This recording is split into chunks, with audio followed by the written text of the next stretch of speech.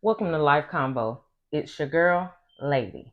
If you're new to this channel, thanks for stopping by. And if you're already a part of the Life family, hey y'all, you know what to do. So at this time, I keep having little uh, videos come to my For You page on TikTok, as well as on, I'm seeing different things on YouTube, Instagram, and it's all surrounding the situation regarding transgender women in female sports, or as their terminology goes, cis women's sports. And I don't seem to understand what the argument is about. We all know that it's a simple way to end the debate, to end the uncomfortableness, to end what many say is the unfairness. And the way I see that happening is there is not a competition if there's not multiple competitors. And just looking at all the different information that's out there, I kind of went down a rabbit hole, y'all. And I was trying to understand why they arguing so much about, transgender individuals coming into their sport. They're upset, they don't feel safe, they don't feel it's fair that individuals born with the at birth male sex organs go through puberty, they have a lot more lung capacity, longer arms, things of that nature. And in many different sports across the spectrum, whether it be soccer, whether it be swimming, um, wrestling, weightlifting, a lot of women are just not here for it. Now, what's interesting to me as I was doing my reading and doing, just kind of going down this rabbit hole, transgender women have been in sports for multiple years. This is not new. It's just only seeming to be a problem or issue with the general public because more women that were not assigned female at birth, transgender women are entering the sports arena. I mean, I've heard so many different ways that this is not fair. And what if Floyd Mayweather, went to box women, or even possible Michael Phelps coming out of retirement and jumping back in the race, jumping back in the swimming pool to swim against, uh, you know, women, is that fair? And a lot of people all of a sudden, because they see it or they view it as an extreme, oh no, that that's not a conversation to be had, or that's, you're going too far over the line. That wouldn't even happen. I've even heard where they said, what about Steph Curry or LeBron James saying, hey, I identify as a female and go and just dominate, the women's sports. And again, the same pushback is given that, oh no, that's just an extreme. That wouldn't be fair. That's not right. And it's as if they're undoing what they're saying is right for other transgender athletes. However, because these male athletes are kind of looked at as, I guess you can say, they have an unnatural advantage in their sport. It's unheard of. It's not going to happen. So I'm glad everybody does not think like me. However, in my mind, it's an easy fix. Ladies, if you are not comfortable participating in a sport against a transgender female, then don't participate. And if you're not participating, then they need other competitors to participate in that sport to have the sport continue to flourish or go forth. Now, what it looks like to me is the sport would then go back to having female and male, um, breakdowns and regulations, and possibly even create a sport just where there's individuals who identify as transgender can compete against themselves. And the reason why I say this is because these individuals were born biological males, that was the sex given to them at birth, and they could not compete against the men in the sport that they were in. So they then transitioned to then again then be able to compete against biological women who were assigned female at birth, because they knew it would be a guaranteed win in most cases. I'm not saying all cases, yet in most cases. I even seen like a study where out of, I think, 990 men, even though they weren't like at a professional level, um, they outdid a woman who was at a professional level. I just recently watched a video. I'll try to link it if I can, where these were 60-year-old men who were not professional soccer players playing against professional women soccer players and kicking their butt. Like, it was over. There was a video where it was two females wrestling a male because he said he could beat them both at the same time. And so they took him on, and they felt confident in the beginning. That it seems like they were winning, and he just turned the tides and he pinned them both, and they both tapped out. And so I just recently played, I think it's Martha Ethel. I'll try to link it down below. Yeah, if you guys remember this song, anything you can do, I can do better. I can do anything better than you. No, you can't. Yes, I can. No, you can't. Yes, I. So I just played it for my daughter, and she was like, because she was like, she never heard it, and I was like, well, it's in like one of my playlists.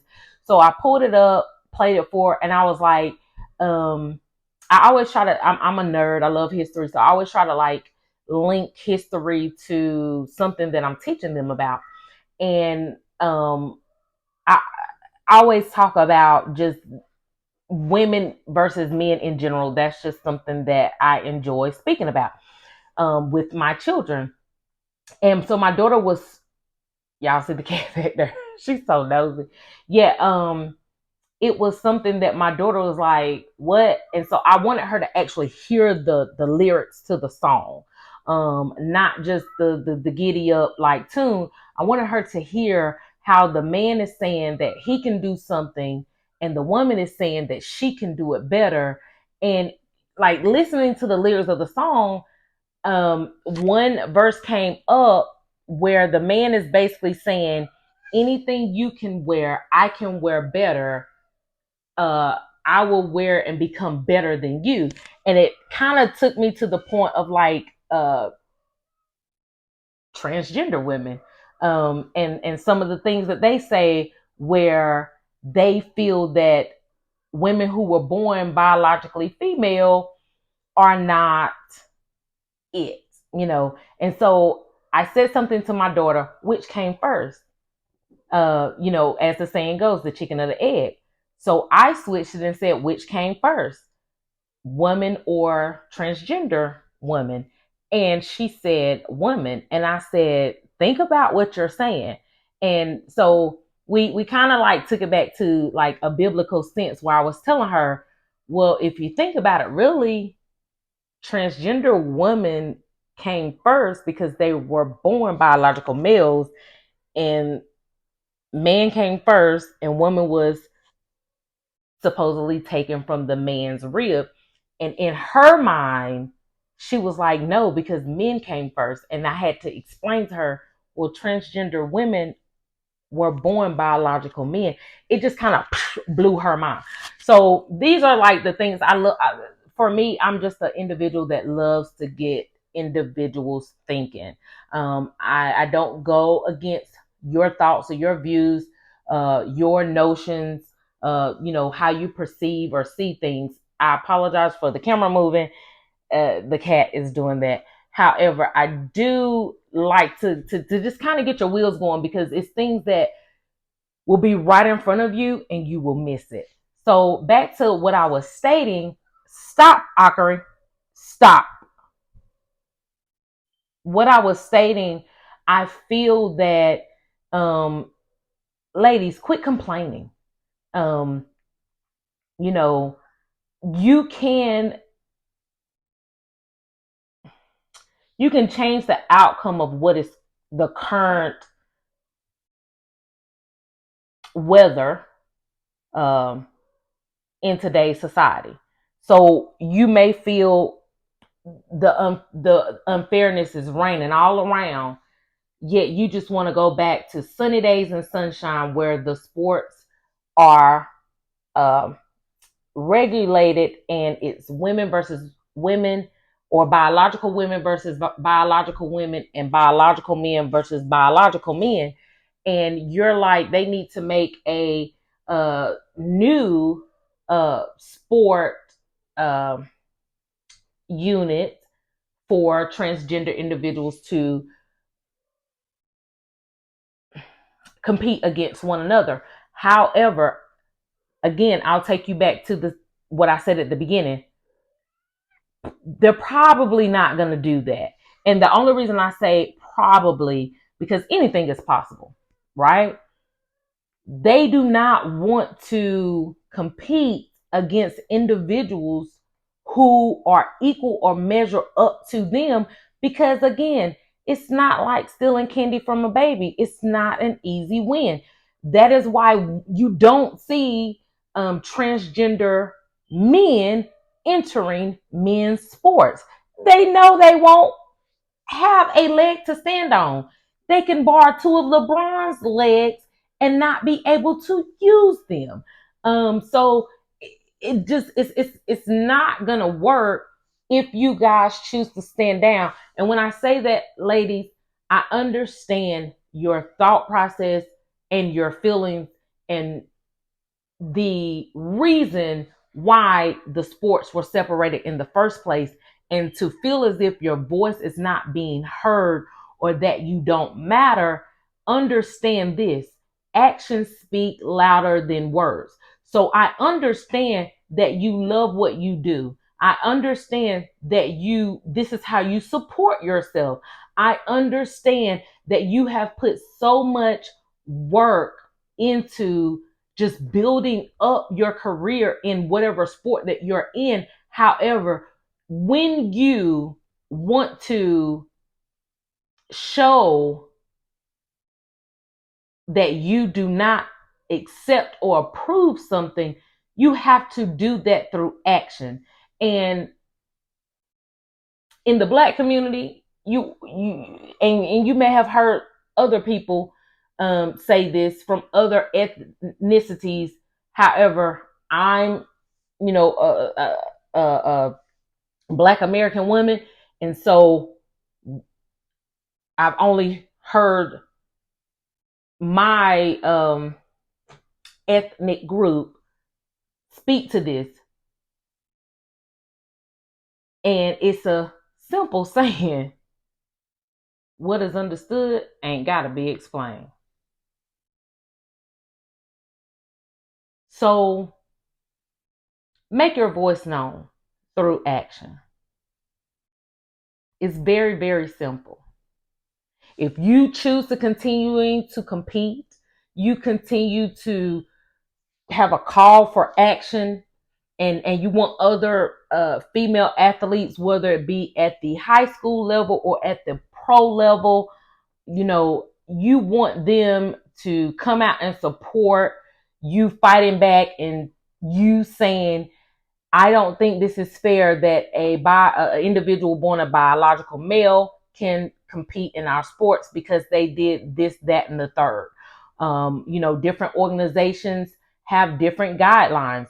And when an individual has followed those guidelines, they are making an exception for them to do this, that, and the third. You do not have to accept it. You do not have to be okay with it. However, running these, it's not going to get you very far. Yeah, people are going to pay attention and see it and voice their concerns.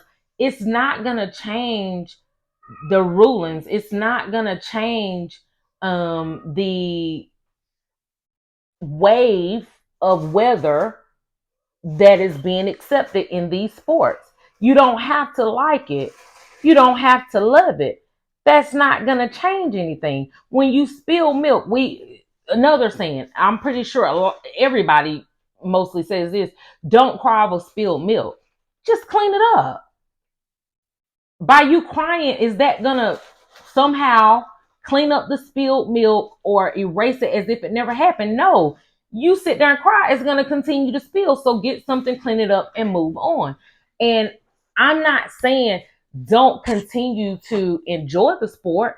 You just may not be able to do it at the level that you were doing it at. However, I would say continue whatever your programming is as far as your diet, your exercise. Keep your body in go mode. And in the Black community, another saying, stay ready so you don't got to get ready. So then when they do decide, okay, we're going to change these rulings or change these policies, you'll be ready to get back into your sport and go full throttle. Don't just let yourself go and be mad about it and keep talking about it. And don't just sit on the sidelines and say, well, it's not affecting me. And that's what it seems that I'm seeing. None of these women, when it was coming to them, it wasn't an issue. It only became an issue when it was at their doorstep affecting them. And I say that to say this. A lot of these individuals that were at the schools, whether it be, college, high school, even major, minor league level, what have you, when the individual who was going to be participating in these sports identified as a transgender person, everybody kind of stayed quiet because, again, it was shock. I get that. They didn't understand how it was going to affect them until it did. And then people were kind of annoyed, and then they kind of got angry. And then it was like, okay, I don't like this. Let me say something. And it's like they let you know that this was going to, they didn't ask you, they didn't discuss it with you. They told you that this was going to happen. And you could have made the choice then to say, I'm not comfortable with this, or I don't like this, or I'm just not going to participate in this. Yet you chose to participate. And when you realize it was affecting you and taking away from, you being in third place or second place, or you losing a scholarship, or you not being able to advance to, Olympic team, or, whatever, that's when it became a problem. When it wasn't affecting you directly, it wasn't an issue. Now it's affecting you directly, or it's affecting your child directly. You have so much that you want to say or you want to fight for. Well, actions speak louder than words. And I'm not just saying this to the grown people out there that are making these decisions for themselves. I'm also speaking to the grown people out there that are making decisions for their child. Because if you don't stand for anything, you will fall for everything. So that's all I have for you today. I'll catch you in the next one.